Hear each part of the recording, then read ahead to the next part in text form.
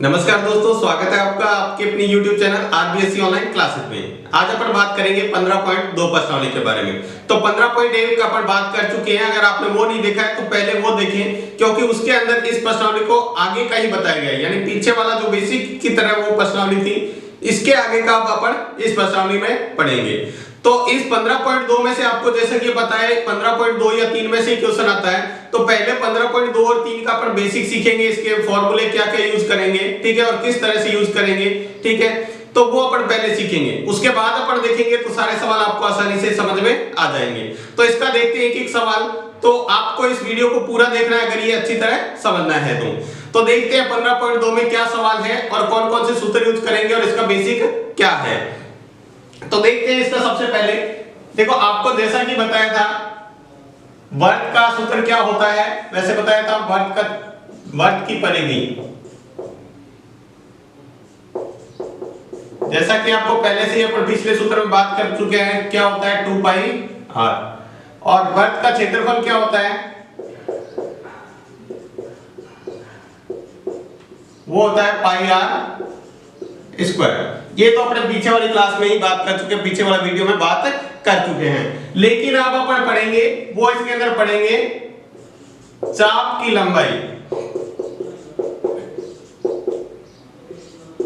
चाप की लंबाई का सूत्र क्या होता है, देखो परिधि का सूत्र क्या है 2 पाई r, इसके साथ लगा देंगे थीटा बटे 360, तो अपनी चाप की लंबाई।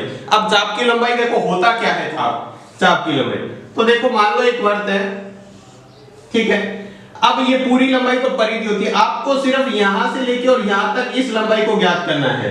ए बी सीधा नहीं है, इस तरह से ये जैसे वर्ग की लंबाई है गोल वैसे ही आपको ज्ञात करना है।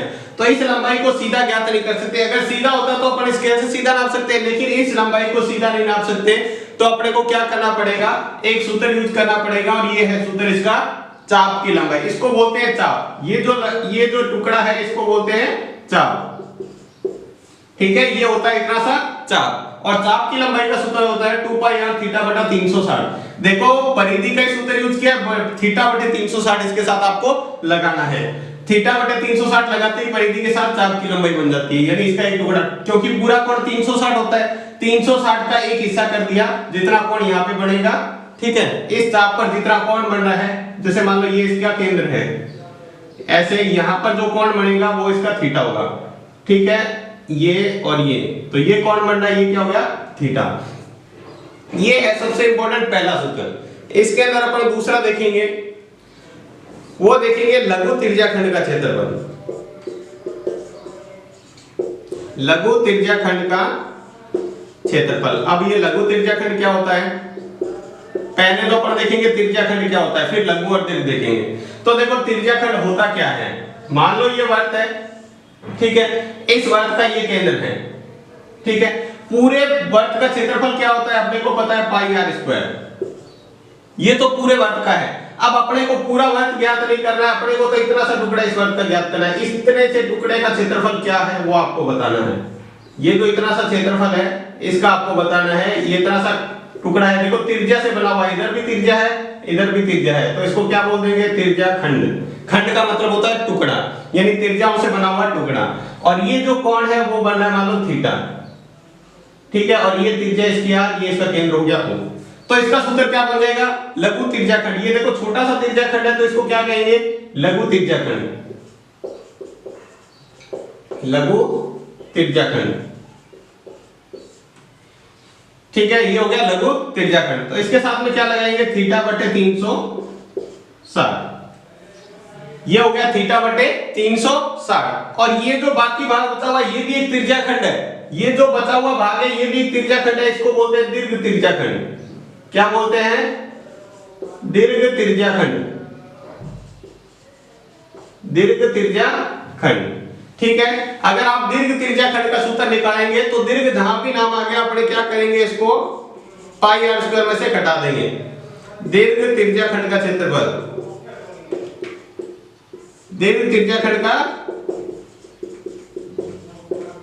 क्षेत्रफल क्या होता है, देखो पाई r स्क्वायर, यानी पूरे क्षेत्रफल में से मान लो इस पूरे का क्षेत्रफल 100 है, ठीक है, और इतने का है 30, तो अपन क्या करेंगे पीछे वाले का बताने के लिए, देखो पूरे का पूरा वर्ग का क्षेत्रफल है 100 और इतने से भाग का 30 है, तो आप बताओ ये पीछे वाला इतने भाग का कितना हो गया, तो आप इसमें से घटा के बता दोगे। यानी पूरे वर्ग का क्षेत्रफल ये रहा पाई आर स्क्वायर, उसमें से त्रिज्या खंड का घटा दो तो ये पाई आर स्क्वायर थीटा बटा 360। आप चाहे तो यहाँ पर पाई आर स्क्वायर कॉमन ले सकते हैं, तो क्या बचेगा 1 माइनस थीटा बटे 360। ये भी आप लिख सकते हैं, लेकिन अपन ज्यादातर कौन सा यूज करेंगे, यही यूज करेंगे इसके अंदर। ठीक है, उसके बाद अपन तीसरा और अंतिम सूत्र देखते हैं, ये भी बहुत ज्यादा महत्वपूर्ण है। इसके अंदर अपन पढ़ेंगे लघु वर्तखंड का क्षेत्रफल। अब ये क्या होता है वर्तखंड, वो भी देखेंगे। वर्तखंड मतलब वर्त का खंड यानी वर्त का टुकड़ा। तो इसको देखने के लिए देखो अपन क्या करेंगे, यहीं पे इसका डायग्राम बनाते हैं वर्तखंड वाला। तो देखो इस तरह से मान लो कोई वर्त बना हुआ है, वर्त आपको समझ में आ गया। अब आपको सिर्फ इतना सा टुकड़े का क्षेत्रफल ज्ञात करना है, ये इतना सा, तो ये कहलाता है इसका वर्तखंड। कौन सा, लघु। ये भी एक वर्तखंड है और इसके ऊपर वाला भाग इतना बड़ा भी एक वर्तखंड है। इसको देखो अलग अलग करें तो एक टुकड़ा ऐसे बनेगा,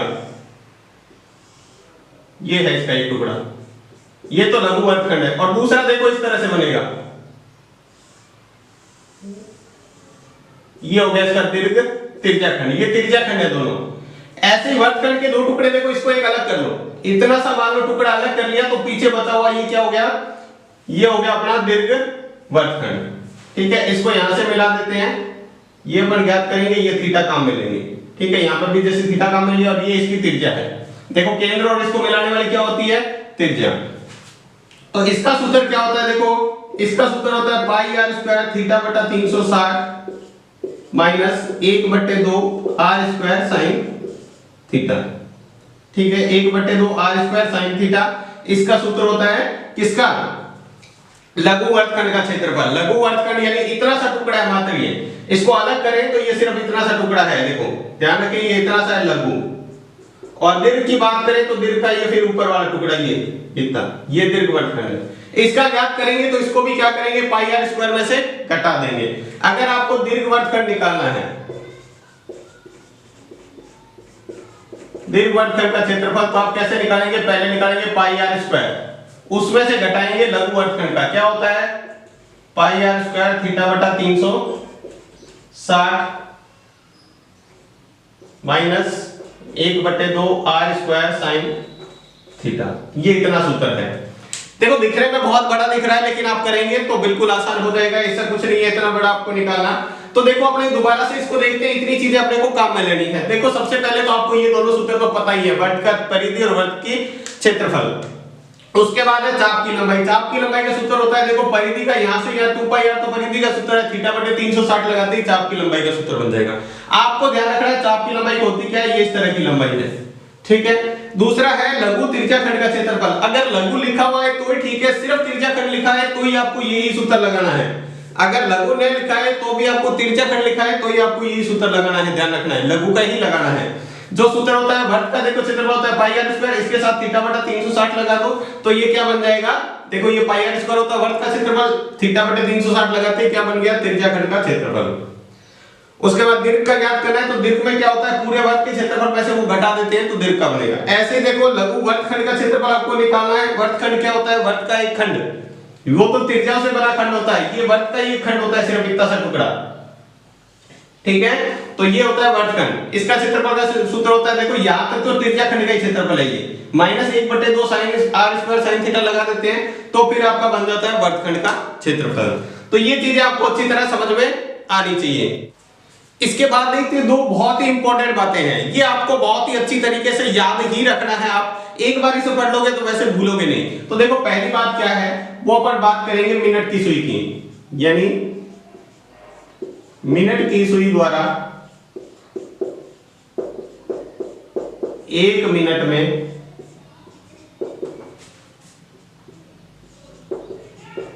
बनाया गया कोण।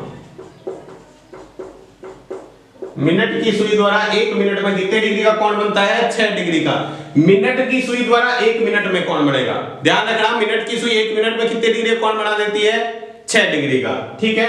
और दूसरा तभी तो देखो 1 मिनट में 6 डिग्री और 60 मिनट में एक चक्कर पूरा कर लेती है, तो 360 मिनट पूरे हो जाते हैं, ठीक है। तो 1 मिनट में कितने डिग्री का कोण बनाती है? मिनट की सुई 60 मिनट में एक पूरा कर देती है, तो ये 6 डिग्री का। और दूसरा है घंटे की सुई द्वारा 1 मिनट में, घंटे की भी सुई की 1 मिनट की बात करेंगे, ध्यान रखना, मिनट में बनाया गया कोण कितना होता है? आधा डिग्री। कितना होता है? आधा डिग्री। ध्यान रखें, मिनट की सुई द्वारा कितना डिग्री का कोण बनता है? सिर्फ आधे डिग्री का कोण बनता है 1 मिनट में, घंटे की सुई द्वारा। और मिनट की सुई हो चाहे घंटे की सुई हो, चाहे मिनट की सुई की बात करें या घंटे की सुई की लंबाई की बात करें, ये हमेशा और हमेशा क्या होती है? त्रिज्या होती है। क्या होती है? इसकी लंबाई अपन त्रिज्या के बराबर मानेंगे। अगर किसी सवाल में मिनट या घंटे की सुई की लंबाई दे रखी है तो उसको अपन क्या मान लेंगे? त्रिज्या मान लेंगे, ठीक है। तो दो बातें अच्छी तरह याद रखना। मिनट की सुई द्वारा 1 मिनट में बना कोण 6 डिग्री का। 1 मिनट में मिनट की सुई कितने डिग्री का कोण बनाती है? 1 मिनट में 6 डिग्री का। और घंटे की सुई 1 मिनट में कितने डिग्री का कोण बनाती है? आधा डिग्री का। कितने का? आधा डिग्री का।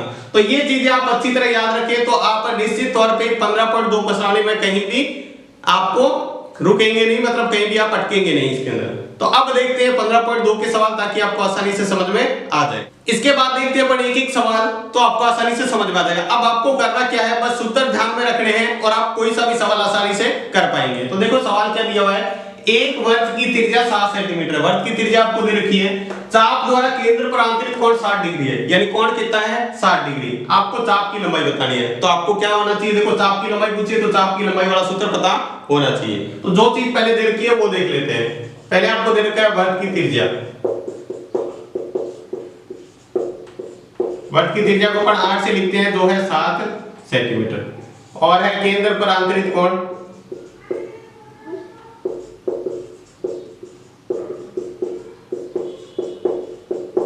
केंद्र पर आंतरिक कोण थीटा लिखते हैं, जो है 60 डिग्री का। आपको ज्ञात क्या करना है? चाप की लंबाई।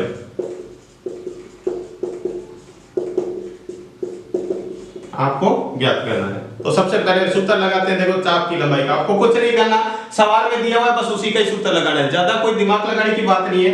चाप की लंबाई कितनी हो जाएगी?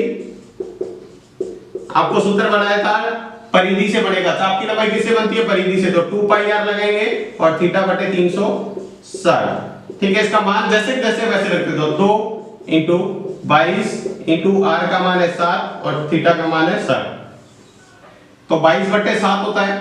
देखो 2 की जगह 2, पाई का मान 22/7 हो गया, r का मान 7 था तो 7 लिख दिया, थीटा की जगह 60 था 60, और बट्टे में 360 हो जाता है सूत्र के, तो ये 360 लगा दिया।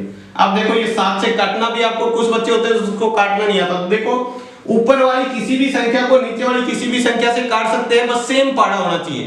जिस पाड़े से काटे वो पाड़ा एक ही होना चाहिए। जैसे 7 के पाड़े से एक बार में 7 आता है और यहाँ भी 7 से 7 कट गया, ठीक है। अब देखो यहाँ 1 0 से पीछे वाला 1 0 कट जाएगा, 1 0 से पीछे वाला 1 0। अब देखो 6 के पाड़े में 36 आता है, तो 6 का पाड़ा एक बार बोलने पर 6 आता है और 6 बार बोलने पर 36 आता है, ठीक है।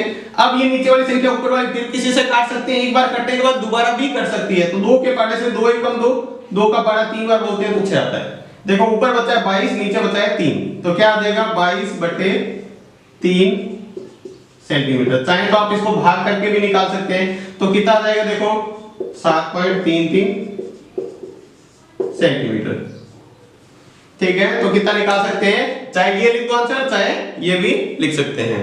तो उम्मीद है आपको ये अच्छे से समझ में आ गया। देखो आपको किया क्या था, त्रिज्या आपको दे रखी है, कोण आपको दिया है, सूत्र आपको याद है। देखो चाप की लंबाई का सूत्र आप याद कर चुके हैं, तो ये सूत्र याद है, बस आपको इसके अंदर मान रखना है और आपको सीधा इसको काट के और सीधा आंसर निकाल लेना है। अगर आपको काटना नहीं आता तो ऊपर वाली जितनी भी संख्या उनको गुणा कर दो, नीचे वाली को गुणा कर लो और फिर ऊपर वाले में नीचे वाले का भाग कर दो, तो भी वही आंसर आएगा, ठीक है। तो ये था आपका पहला सवाल, उम्मीद है अच्छे से समझ में आ गया होगा। तो देखो कितना सिंपल तरीके से अगर आप पहले बेसिक समझ लेते हैं तो। इसके बाद दूसरा सवाल देखते हैं, वो भी इसी तरीके से है। देखो क्या दिया हुआ है, एक वर्गखंड की त्रिज्या आपको एक वर्ग की त्रिज्या आपको दे रखी है, यानी त्रिज्या दिया हुआ है तिर्य्याखंड का कोण 45 डिग्री यानी कोण भी दिया हुआ है। आपसे पूछा है लघु तिर्य्याखंड का क्षेत्रफल आपको ज्ञात करना है, यानी लघु तिर्य्याखंड का क्षेत्रफल का सूत्र लगाना है। तो देखो सिंपल सा सवाल है, आपको दिया हुआ है वर्ग की त्रिज्या, जैसा सवाल दिया वैसे लिखते जाओ। वर्ग की त्रिज्या को किससे लिखते हैं? 8 से, और जिसका मान है 10.5 सेंटीमीटर या सेमी। ठीक है, कोण कितना है यानी थीटा कितना है 45 डिग्री। ठीक है, आपको क्या करना है, लघु तिर्य्याखंड का क्षेत्रफल।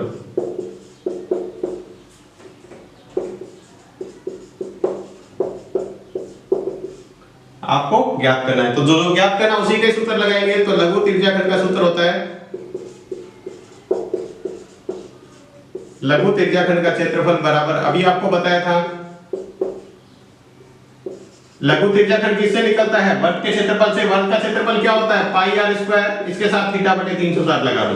जब चाप की लंबाई होती है तो परिधि से, और लघु तिर्य्याखंड का क्षेत्रफल होता है तो वो किससे निकलता है? वर्ग के क्षेत्रफल से। मान रख दो सीधा सीधा, देखो पहले इसके ऊपर रख दे 22/7 इंटू त्रिज्या का मान है 10.5 इंटू 10.5, स्क्वायर है तो 2 बार रखेंगे, यहाँ स्क्वायर लिखा हुआ है तो 2 बार रखेंगे, इंटू देखो थीटा का मान कितना है 45 आपको दिया हुआ है, इंटू कितना कर देंगे 360। अब देखो ध्यान से, यहाँ से पॉइंट के बाद एक संख्या है तो यहाँ 10 लगा सकते हैं, यहाँ से पॉइंट हट गया, ये पॉइंट हटाने के लिए एक और 10 लगा दो ताकि थोड़ा काटने में क्या हो जाए, आसानी हो जाए। ये 7 के पढ़े से देखो 7 के पढ़े में 105 आता है, तो 7 एकम 7 और 15 7 105 होता है। 7 का पढ़ा 15 बार बोलते हैं या 15 का पढ़ा 7 बोलते हैं, तो 15 7 कितना होता है 105। अब यहाँ पर देखेंगे 45 का पारा बोले तो 45 एकम 45, 45 का पारा 8 बार बोलते हैं तो 360 आता है। आप छोटी संख्या से काट सकते हैं, 9 से दोनों को काट सकते हैं, ठीक है, तो आपको फिर 2 बार काटना पड़ेगा। ठीक है, अब आगे देखो 10 के पारे से, तो 5 का पारा और 10 ये कर जाएगा 15 और 10, 5 का पारा 3 बार बोलने पर 5 का पारा 2 बार बोलेगा, ये भी कट रहा है। देखो 5 के पारे से 21 5 105 होता है, 2 बार बोलते हैं तो कितना आता है 10। अब ये देखो 1 2 तो इससे कट जाएगा, ये आ गया 22 का कितना आ गया 11, तो ऊपर क्या क्या बचा हुआ है, देखो ऊपर बचा हुआ है 11 बचा हुआ है, 3 बचा हुआ है, 21 बचा हुआ है, बट्टे में क्या बचा हुआ है 8 इंटू 2, तो इसको गुणा कर लो, आपका आंसर आ जाएगा 21 दिया कितना होता है 63, तो 63 ये आ गया, बट्टे कितना आ जाएगा 8 दूनी 16 सेंटीमीटर स्क्वायर, यानी 693/16। अब चाहे आगे तो इसका भाग करके भी निकाल सकते हैं। तो देखो सवाल बिल्कुल सिंपल है, आपको सिर्फ सूत्र लगाना है, बस ध्यान रखना है तो यहाँ संख्या काटने में, इसको अच्छी तरह काटेंगे तो आपको आसानी से समझ में आ जाएगा। तो ये भी बहुत सिंपल सा सवाल था। इसके बाद देखते हैं तीसरा सवाल, ये थोड़ा सा उनसे अलग तरीके का है तो वैसा ही लेकिन थोड़ा सा उनसे अलग है, तो इसको ध्यान से देखिएगा। अगर आप इसमें ध्यान नहीं देंगे तो आपको अच्छे से समझ में नहीं आएगा। तो देखते हैं सवाल को। तो आपको ये दिया हुआ है एक वर्ग के चाप की लंबाई आपको दे रखी है, चाप की लंबाई इसने दिया है 12 सेंटीमीटर और त्रिज्या है 7 सेंटीमीटर, और आपको बताना है इसके लघु तिर्य्याखंड का क्षेत्रफल बताना है। तो देखो आपको जो दिया हुआ है वो लिख लेते हैं पहले। चाप की लंबाई कितनी दे रखी है 12 सेंटीमीटर, तो लिख देंगे बराबर 12 सेंटीमीटर, ठीक है। और त्रिज्या कितनी दे रखी है, त्रिज्या यानी होता है r बराबर कितना दिया हुआ है 7 सेंटीमीटर, ठीक है। और आपसे पूछा क्या है तिर्य्याखंड का क्षेत्रफल, तिर्य्याखंड का क्षेत्रफल। देखो सिर्फ आपको बताया तिर्य्याखंड लिखो या लघु तिर्य्याखंड लिखो, एक ही बात है, आप लघु लिख देंगे तो भी वही होगा, ठीक है। तो पहले अपने को इससे सवाल हल करना पड़ेगा। तो चाप की लंबाई का सूत्र होता है, आपको पता है चाप की लंबाई बराबर क्या होता है 2 पाई r थीटा बटे 360। चाप की लंबाई आप किससे निकालते हैं, परिधि से, ठीक है। तो इसका मान आपको दिया हुआ है, मान रख दो यहाँ पे, मान कितना दिया हुआ है 12, तो यहाँ पे रख दिया 12, बाकी मान इधर रख दो, ठीक है। तो देखो कितना है 2 22, r का मान है 7 और थीटा की जगह थीटा रहने दो और 360 लिख दो। इतना आपको समझ में आ गया होगा। देखो 2 की जगह 2, पाई की जगह 22/7, ये 22 ये बट्टे में आगे 7 लिए, तो इससे जो कट रहा है पहले काट दो। देखो 7 से 7 कट जाएगा, ठीक है। और बाकी देखो इधर अपन लाएंगे, बाकी सबको इधर ले आते हैं, तो 12 इंटू 360 इधर भाग में इधर आएगा, तो ऊपर गुणा में 2 इंटू 22। ठीक है, ये आ गया अपने थीटा का मान। चाहे तो ऐसे रहने दो, चाहे आप निकाल सकते हैं। अपन ऐसे ही रहने देते हैं तो भी अपन इसका मान निकालेंगे त्रिज्याखंड का। अब देखो अपन निकालते हैं लघु त्रिज्याखंड का क्षेत्रफल।